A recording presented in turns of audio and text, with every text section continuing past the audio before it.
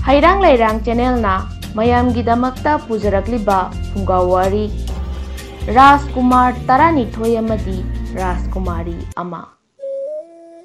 Thaina mamangaida laibak amada ningthau amaga maharani amaga palami. Ningthau asigi machanupa ngakta thangna thangnana machanupa Taranithoi poklami amadi maharani asi Tarahumdoi suba macha poknabagidamak kumtha suraklami. Ningthau asina nongma maharani gi manakta changlaktuna asumna hairei. Karigumba hanak pokadauriba angang asina nupi oirabadi hana lairiba ichanupa Taranithoi asi aina soidana hatoklagani maramdi aigi poklakadauriba ichanupi asina lamdam asida haina humna nungaina palhaunabagidamakta asumna hairamlaga ningthau adu chatkhre amadi machanupa Taranithoi gidamakta hapnanaba ku sarami amadi makhoibu phajinduna thamnanaba lona ka ama sarami. Ka adu saba loiraba matungda so adu maharani aduda pirami. Maharani aduda tauriba thabak khudingmak kanasu khangandana lona tumina aronba oina thamnanaba yathang pirami. Asigumlaba ningthaugi kallaba yathang asi tabada maharani tumpham chafam khangdana chagani thakani khangdana nungaitaba awaba potlum puduna matam pumbada nungsuk nungjanana leirami. Nongmadi machanupa atonba adu maharani adugi manakta laklaga ima karigino imana matam pumbada wakhal nungaitana nungsuk nungjanana leiribadi nachagi mafamda imagi nungaitaba wabado khajiktang khanghanbiyu. Macha tombagi wadu tabada maharani na imagi ibungo ima karisu nungaitaba pendaba leite ima karisu thoidokpa taude haiduna khumlai. Adubu machanupa atonba aduna mamada hangba takpa kanmanbadagi maharani adu khangba ngamdraduna ningthauna siliba aronba thauramsing adu machanupagi mafamda loina lithoklami. Maharani aduna machanupa atonba adubu makhoibu phajanduna thamnanaba achauba ka adu yenghalami amadi makhoibu hatlaga hapnanaba kusing adusu yenghalami. Machanupa atonbaduna asumna hairei ima adugidamakta karisu waruganu Ishorna tamba ama soidana lakjagani. Adubu mama oibigi thamoina karamna khangduna leiba ngamgani. Maharani aduna machanupa atonba aduda asumna hairei ibungo ima wa haige munna taw nang nayamba singasi puduna umangda lona chenkhro aduga umang adugi khwaidagi wangba u amagi mathakta kaduna konungi maikai tamna yenglau. Imana handak ukadauriba angang asina karigumba nupi oirabadi konungi mathakta phiral angangba paihalake aduga karigumba nupa oiragana phiral angauba paihalake.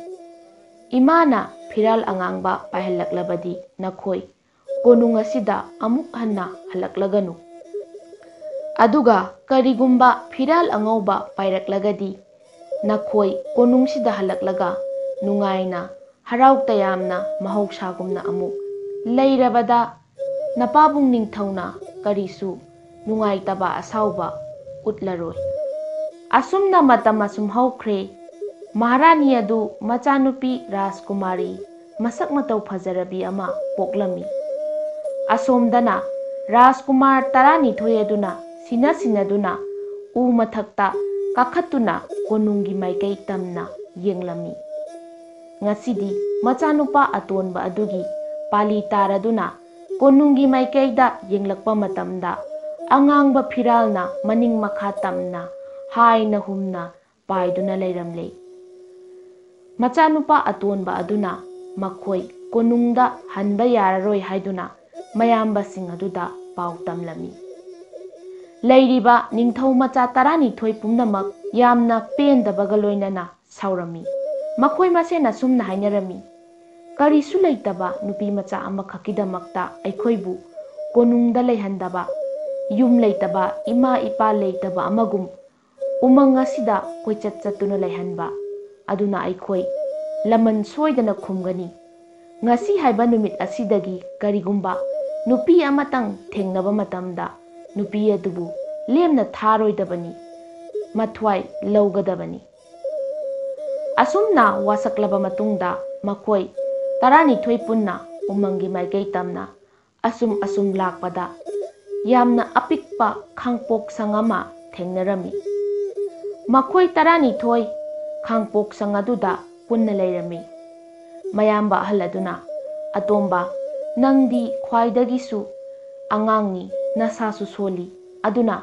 ꯅꯪꯅ ꯌꯨꯝ ꯑꯁꯤ ꯁꯪꯗꯨꯅ ꯂꯩꯒꯗꯕꯅꯤ꯫ ꯑꯗꯨꯒ ꯑꯩꯈꯣꯏ 11ꯅ ꯎꯃꯪꯗ ꯆꯠꯇꯨꯅ ꯆꯥꯅ ꯊꯛꯅꯅꯕ ꯆꯤꯟꯖꯥꯛ ꯊꯤꯒꯗꯕꯅꯤ꯫ ꯃꯅꯥꯎꯅꯨꯄꯥ ꯑꯇꯣꯟꯕ ꯑꯗꯨꯅ ꯏꯃꯨꯡꯒꯤ ꯊꯕꯛ ꯏꯪꯈꯥꯡ, ꯆꯥꯛ ꯏꯁꯤꯡ ꯊꯣꯡꯕ, ꯌꯨꯝ ꯁꯪꯕ ꯃꯤ ꯑꯣꯏꯗꯨꯅ ꯂꯩꯍꯧꯔꯦ꯫ ꯑꯗꯨꯒ ꯃꯌꯥꯝꯕ 11 ꯑꯗꯨꯅ ꯎꯃꯪꯗ ꯆꯠꯇꯨꯅ ꯆꯥꯅ ꯊꯛꯅꯅꯕ ꯁꯥ ꯇꯥꯟꯕ ꯆꯠꯂꯝꯃꯤ꯫ ꯃꯇꯝ ꯑꯁꯨꯝ ꯍꯧꯈ꯭ꯔꯦ꯫ ꯃꯍꯥꯔꯥꯅꯤ ꯑꯗꯨꯅ ꯄꯣꯛꯈꯤꯕ ꯔꯥꯖꯀꯨꯃꯥꯔꯤ ꯑꯗꯨ ꯑꯁꯨꯝ ꯆꯥꯎꯈꯠꯂꯛꯇꯨꯅ ꯂꯩꯁꯥꯕꯤ ꯃꯄꯨꯡ ꯐꯥꯔꯛꯂꯤ꯫ ꯔꯥꯖꯀꯨꯃꯥꯔꯤ ꯑꯗꯨ ꯑꯗꯨꯛꯀꯤ ꯃꯇꯤꯛ ꯃꯁꯛ ꯃꯇꯧ ꯐꯖꯕꯤ ꯍꯥꯏꯕꯗꯨ ꯑꯣꯏꯔꯝꯃꯤ꯫ ꯅꯣꯡꯃꯗꯤ ꯔꯥꯖꯀꯨꯃꯥꯔꯤ ꯑꯗꯨꯅ ꯀꯣꯅꯨꯡ ꯑꯁꯤ ꯁꯤꯟ ꯊꯨꯡꯅ ꯀꯣꯏꯗꯨꯅ ꯆꯠꯄ ꯃꯇꯝꯗ ꯐꯖꯈ꯭ꯔꯕ ꯀꯥ 12 ꯂꯩꯕ ꯎꯔꯝꯃꯤ꯫ ꯔꯥꯖꯀꯨꯃꯥꯔꯤ ꯑꯗꯨꯅ ꯃꯃꯥꯒꯤ ꯃꯅꯥꯛꯇ ꯆꯪꯁꯤꯜꯂꯒ, ꯏꯃꯥ, ꯀꯣꯅꯨꯡ ꯑꯁꯤꯗ ꯆꯞ ꯃꯥꯟꯅꯕ ꯃꯑꯣꯡꯗ ꯀꯥ 12 ꯂꯩꯔꯤꯕꯁꯤꯕꯨ ꯀꯅꯥꯒꯤ ꯀꯥꯁꯤꯡꯅꯣ ꯍꯥꯏꯗꯨꯅ ꯍꯪꯂꯝꯃꯤ꯫ ꯃꯃꯥꯅ ꯃꯆꯥꯅꯨꯄꯤꯗ, ꯏꯕꯦꯝꯃ, ꯃꯇꯝ ꯀꯨꯏꯅꯒꯤ ꯃꯃꯥꯡꯗꯒꯤ ꯂꯣꯠꯇꯨꯅ ꯊꯝꯂꯛꯂꯕ ꯋꯥꯔꯤ ꯑꯃ ꯏꯃꯥ ꯅꯪꯒꯤ ꯅꯐꯝꯗ ꯂꯤꯒꯦ, ꯃꯨꯟꯅ ꯇꯥꯔꯣ꯫ ꯃꯍꯥꯔꯥꯅꯤꯅ ꯃꯆꯥꯅꯨꯄꯤꯗ ꯋꯥꯔꯤ ꯂꯤꯕ ꯍꯧꯔꯛꯏ꯫ ꯅꯪꯒꯤ ꯅꯕꯨꯡ ꯔꯥꯖꯀꯨꯃꯥꯔ 12 ꯂꯩꯔꯝꯃꯤ꯫ ꯅꯄꯥꯕꯨꯡ ꯅꯤꯡꯊꯧꯅ ꯅꯕꯨꯡ 12 ꯑꯗꯨꯕꯨ ꯍꯥꯠꯅꯅꯕ ꯁꯔꯧ ꯁꯤꯟꯕ ꯍꯧꯔꯛꯈꯤ꯫ ꯃꯗꯨꯗ ꯏꯃꯥꯅ ꯅꯕꯨꯡ 12 ꯑꯗꯨꯕు ꯎꯃꯪꯗ ꯆꯠꯇꯨꯅ ꯃꯊ꯭ꯋꯥꯏ ꯍꯤꯡꯅꯅꯕ ꯂꯣꯠꯂꯨꯔꯣ ꯍꯥꯏꯗꯨꯅ ꯊꯥꯗꯣꯛꯈ꯭ꯔꯕꯅꯤ꯫ ꯃꯃꯥꯒꯤ ꯋꯥꯔꯤ ꯇꯥꯔꯕ ꯃꯇꯨꯡꯗ ꯔꯥꯖꯀꯨꯃꯥꯔꯤ ꯑꯗꯨꯅ, ꯏꯃꯥ, ꯑꯗꯨꯒꯤꯗꯃꯛꯇ ꯀꯔꯤꯃꯠꯇ ꯋꯥꯕꯤꯔꯨꯒꯅꯨ꯫ ꯑꯩꯅ ꯁꯣꯏꯗꯅ ꯏꯕꯨꯡ 12 ꯑꯗꯨꯕꯨ ꯄꯨꯗꯨꯅ ꯀꯣꯅꯨꯡ ꯑꯁꯤꯗ ꯁꯣꯏꯗꯅ ꯂꯥꯛꯀꯅꯤ꯫ ꯑꯁꯨꯝꯅ ꯃꯃꯥꯗ ꯍꯥꯏꯔꯝꯂꯕ ꯃꯇꯨꯡ ꯔꯥꯖꯀꯨꯃꯥꯔꯤ ꯑꯗꯨ ꯃꯕꯨꯡꯁꯤꯡ ꯑꯗꯨ ꯊꯤꯔꯨꯅꯕꯒꯤꯗꯃꯛꯇ ꯎꯃꯪ ꯃꯥꯏꯀꯩ ꯇꯝꯅ ꯑꯁꯨꯝ ꯂꯥꯛꯂꯝꯃꯤ꯫ ꯑꯁꯨꯝ ꯂꯥꯛꯄꯅ ꯔꯥꯖꯀꯨꯃꯥꯔꯤ ꯑꯗꯨ ꯀꯥꯏꯅꯊꯪꯗꯗꯤ ꯄꯤꯛꯈ꯭ꯔꯕ ꯈꯥꯡꯄꯣꯛꯁꯪ ꯑꯗꯨ ꯊꯦꯡꯅꯔꯝꯃꯤ꯫ ꯔꯥꯖꯀꯨꯃꯥꯔꯤ ꯑꯗꯨꯅ ꯈꯥꯡꯄꯣꯛꯁꯪ ꯑꯗꯨꯗ ꯆꯪꯂꯒ ꯀꯅꯥ ꯂꯩꯕꯒꯦ ꯍꯥꯏꯗꯨꯅ ꯌꯦꯡꯂꯝꯃꯤ꯫ ꯈꯥꯡꯄꯣꯛꯁꯪ ꯃꯅꯨꯡꯗ ꯅꯤꯡꯊꯧꯒꯤ ꯃꯆꯥꯅꯨꯄꯥ ꯑꯇꯣꯟꯕ ꯑꯗꯨ ꯂꯩꯔꯝꯃꯤ꯫ ꯔꯥꯖꯀꯨꯃꯥꯔꯤ ꯑꯗꯨ ꯎꯕꯗ ꯅꯤꯡꯊꯧꯒꯤ ꯃꯆꯥꯅꯨꯄꯥ ꯑꯇꯣꯟꯕ ꯑꯗꯨꯅ, ꯏꯕꯦꯝꯃ, ꯅꯪꯕꯨ ꯀꯅꯥꯅꯣ? ꯃꯐꯝ ꯑꯁꯤꯗ ꯀꯔꯤꯒꯤꯗꯃꯛꯇ ꯂꯥꯛꯂꯤꯕꯅꯣ? ꯏꯌꯥꯝꯕ 11 ꯎꯔꯕꯗꯤ ꯅꯪꯕꯨ ꯁꯣꯏꯗꯅ ꯍꯥꯠꯈ꯭ꯔꯒꯅꯤ꯫ ꯑꯗꯨꯅ ꯅꯪ ꯃꯐꯝ ꯑꯁꯤ ꯊꯥꯗꯣꯛꯇꯨꯅ ꯊꯨꯅ ꯆꯠꯍꯧꯔꯣ꯫ ꯔꯥꯖꯀꯨꯃꯥꯔꯤ ꯑꯗꯨꯅ ꯑꯁꯨꯝꯅ ꯃꯈꯥ ꯇꯥꯔꯛꯏ, ꯑꯩ ꯂꯩꯕꯥꯛ ꯑꯁꯤꯒꯤ ꯅꯤꯡꯊꯧꯒꯤ ꯃꯆꯥꯅꯨꯄꯤꯅꯤ꯫ ꯑꯩ ꯏꯕꯨꯡ 12ꯕꯨ ꯊꯤꯕ ꯂꯥꯛꯆꯔꯤꯕꯅꯤ꯫ ꯅꯤꯡꯊꯧꯒꯤ ꯃꯆꯥꯅꯨꯄꯥ ꯑꯇꯣꯟꯕ ꯑꯗꯨꯅ ꯔꯥꯖꯀꯨꯃꯥꯔꯤ ꯑꯗꯨꯕꯨ ꯃꯨꯟꯅ ꯌꯦꯡꯂꯝꯃꯤ꯫ ꯔꯥꯖꯀꯨꯃꯥꯔꯤ ꯑꯗꯨꯒꯤ ꯐꯖꯔꯕ ꯃꯁꯛ, ꯁꯦꯠꯂꯤꯕ ꯐꯖꯔꯕ ꯑꯅꯥꯟꯕ ꯃꯐꯤ ꯃꯔꯣꯟꯁꯤꯡ ꯑꯗꯨ ꯎꯕꯗ ꯃꯈꯣꯏꯒꯤ ꯃꯆꯜꯅꯨꯄꯤ ꯔꯥꯖꯀꯨꯃꯥꯔꯤꯅꯤ ꯍꯥꯏꯕ ꯈꯪꯂꯛꯈꯤ꯫ ꯅꯤꯡꯊꯧꯒꯤ ꯃꯆꯥꯅꯨꯄꯥ ꯑꯇꯣꯟꯕ ꯑꯗꯨꯅ ꯔꯥꯖꯀꯨꯃꯥꯔꯤ ꯑꯗꯨꯕꯨ ꯀꯣꯅꯨꯡꯗ ꯍꯟꯅꯅꯕꯒꯤꯗꯃꯛꯇ ꯍꯥꯏꯔꯝꯃꯤ꯫ ꯇꯥꯎ ꯏꯕꯦꯝꯃ, ꯄꯥꯕꯨꯡ ꯅꯤꯡꯊꯧꯅ ꯑꯩꯈꯣꯏꯕꯨ ꯇꯥꯟꯊꯣꯔꯛꯄ ꯃꯇꯝꯗꯨꯗ ꯑꯩꯈꯣꯏ ꯏꯆꯤꯜ ꯏꯅꯥꯎ 12ꯅ ꯋꯥꯁꯛꯅꯈꯤꯕꯅꯤ꯫ ꯉꯁꯤ ꯍꯥꯏꯕ ꯅꯨꯃꯤꯠꯁꯤꯗꯒꯤ ꯊꯦꯡꯅꯕ ꯅꯨꯄꯤ ꯈꯨꯗꯤꯡꯃꯛ ꯃꯊ꯭ꯋꯥꯏ ꯂꯧꯒꯗꯕꯅꯤ ꯍꯥꯏꯗꯨꯅ꯫ ꯃꯕꯨꯡꯒꯤ ꯋꯥꯗꯣ ꯇꯥꯔꯕ ꯃꯇꯨꯡꯗ ꯔꯥꯖꯀꯨꯃꯥꯔꯤ ꯑꯗꯨꯅ, ꯀꯔꯤꯒꯨꯝꯕ ꯏꯕꯨꯡ 12ꯅ ꯀꯣꯅꯨꯡꯗ ꯍꯟꯁꯤ ꯍꯥꯏꯕ ꯌꯥꯔꯕꯗꯤ ꯑꯩ थवाई मांगलबसु करीमता पामुबा लैत्रे। मबुंग अतोंबदुना करीमता वागनु फरे नंगी वखलना असुम यौख्रबनिना इयाम्बा 12 लाक्पा ngairasi नंग युमगी काचिन अमदा तुमिन्ना लोतुना लैरो। नुमिदांगी मतम ओसिलक्तुना मयाम्बा 12 अदु उमंगदा सा तालुरगा मयुमदा हलक्लमी। निंगथौगी मचानुपा अतोंबा अदुना याम्बुंग सिंह युम असिदा अैखोइगी इचन्नुपी राजकुमारी अदु लाक्तुना लैरे। इचलनुपी असिना अैखोइ मयामगी खोंगुल लिरकपनी अदुना महाक नुपी ओइरबसु महाकपु असोक अपन नंगहलगुमसी। मयाम्बा 12 अदु मनाव नुपा अतोंबगी वा अदु थाजरमदे। अदुबु मनाव नुपा अतोंबा अदुना राजकुमारी अदुबु कौथोक्तुना मयाम्बसिंग अदुगा थेंगनहले अमदी मचिल मनाव मखोइ 19 युम अदुदा हराव नुंगाइना लैरमी। राजकुमारी अदुना निंगथौगी मचानुपा अतोंबा अदुगी इमुंगी मतेंग पांगलमी अमदी मयाम्बा 12 अदुना साननबा सा तानबा चटलमी। नोंमा राजकुमारी अदुना युम अदुदगी मपान थोक्लकपदा सुमांग मतोंदा फजख्रबा अंगौबा मचुगी लई 12 खक सातपा उरमी। राजकुमारी अदुगी वखलदा सातलिबा लईसिंग अदु हेक्लगा मबुंगदा पीगे हाइदुना खलमी। राजकुमारी अदुना लईसिंग अदु हेक्पगा मबुंग 12 मक क्वाक ओंदुना पाइखिरमी। तौरिबा अंगकपा थौदोक अदु उबदा राजकुमारी अदु कपतुना लेलमी। निंगथौगी मचानुपा 12 अदुना क्वाक ओंदुना पाइख्रबदा लैरमलिबा खांपोक संग अदुसु मांखिरमी। राजकुमारी अदु तौफम खंगदना उमंगदा मतोमता कपतुना लाक्लमी। लंबीदा हनुबी अमा थेंगनरमी। हनुबी अदुना करिगिनो इबेमा नंगना कपलिबदी हाइदुना हंगलकपदा राजकुमारी अदुना थोक्रिबा थौदोक पुमनमक हनुबी अदुदा लिरमी। फारे नबुंगसिंग अदुना मी ओलकननबा आई वा अमदी हाइरगे। तौगदौरिबा थबक असी यामना वागनी नंगना पांगथोकपा ngamdabasु याय। राजकुमारी अदुना इबेन इबुंगसिंगिदमक्ता अैना तौबा ngamloidaba amata leite करिनो अैना पांगथोकदबा थौदांग अदु ताकपिरो।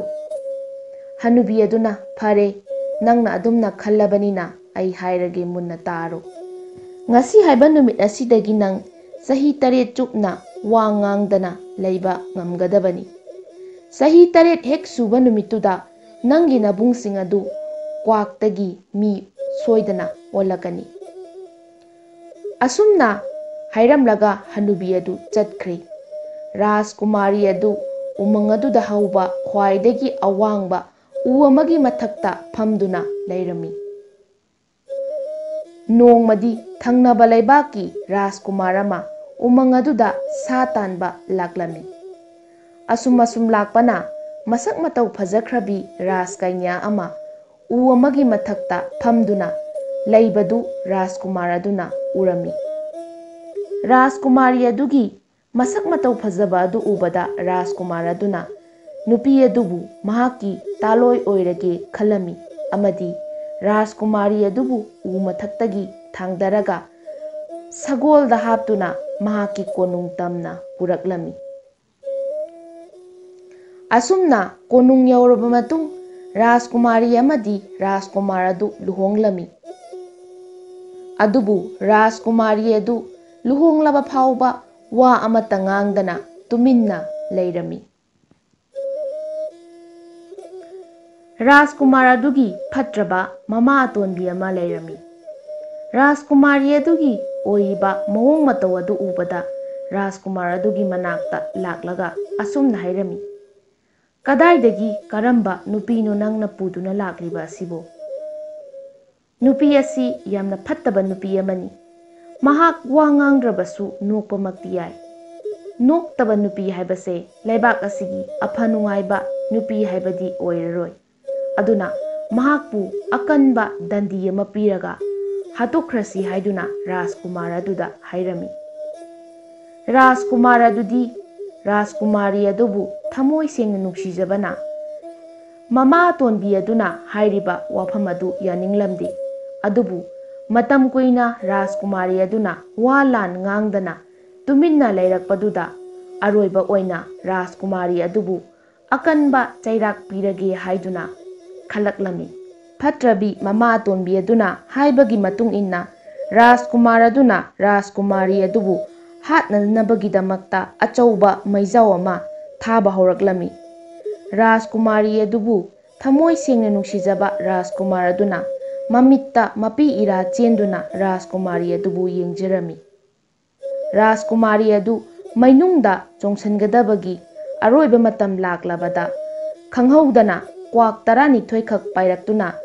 ꯃꯩꯖꯥꯎ ꯑꯗꯨꯒꯤ ꯃꯅꯥꯛꯇ ꯂꯦꯞꯂꯒ ꯃꯕꯨꯡ 12 ꯑꯗꯨ ꯑꯣꯟꯊꯣꯛꯂꯝꯃꯤ꯫ ꯅꯨꯃꯤꯠ ꯑꯗꯨ ꯆꯍꯤ 8 ꯃꯄꯨꯡ ꯐꯥꯕ ꯅꯨꯃꯤꯠꯅꯤ꯫ ꯑꯁꯨꯝꯅ ꯃꯕꯨꯡ 12ꯅ ꯃꯤ ꯑꯣꯟꯊꯣꯔꯛꯂꯕꯗ ꯔꯥꯖꯀꯨꯃꯥꯔꯤ ꯑꯗꯨ ꯃꯔꯣꯜ ꯊꯣꯔꯛꯂꯤ꯫ ꯊꯣꯛꯈ꯭ꯔꯤꯕ ꯊꯧꯗꯣꯛ ꯄꯨꯝꯅꯃꯛ ꯔꯥꯖꯀꯨꯃꯥꯔꯤ ꯑꯗꯨꯅ ꯋꯥꯔꯤ ꯂꯤꯗꯨꯅ ꯇꯥꯍꯜꯂꯝꯃꯤ꯫ ꯔꯥꯖꯀꯨꯃꯥꯔ ꯑꯗꯨ ꯌꯥꯝꯅ ꯁꯥꯎꯅ ꯐꯠꯇ꯭ꯔꯕꯤ ꯃꯃꯥ ꯑꯇꯣꯟꯕꯤ ꯑꯗꯨꯕꯨ ꯑꯁꯧꯕ ꯏꯁꯤꯡꯗ ꯊꯥꯗꯗꯨꯅ ꯍꯥꯠꯅꯅꯕ ꯌꯥꯊꯪ ꯄꯤꯔꯝꯃꯤ꯫ ꯍꯩꯔꯥꯡ ꯂꯩꯔꯥꯡ ꯆꯦꯅꯦꯜꯅ ꯃꯌꯥꯝꯒꯤꯗꯃꯛꯇ ꯄꯨꯖꯔꯛꯂꯤꯕ ꯐꯨꯡꯒꯥ ꯋꯥꯔꯤ ꯉꯁꯤꯒꯤ ꯑꯣꯏꯅꯗꯤ ꯃꯇꯥꯡ ꯁ꯭ꯋꯥꯏꯗ ꯂꯣꯏꯁꯤꯟꯖꯔꯤ꯫ ꯍꯌꯦꯡ ꯅꯨꯡꯉꯥꯏꯔꯕ ꯐꯨꯡꯒꯥ ꯋꯥꯔꯤꯁꯤꯡꯒ ꯂꯣꯏꯅꯅ ꯃꯌꯥꯝ ꯄꯨꯂꯞ ꯑꯃꯨꯛ ꯊꯦꯡꯅꯔꯁꯤ꯫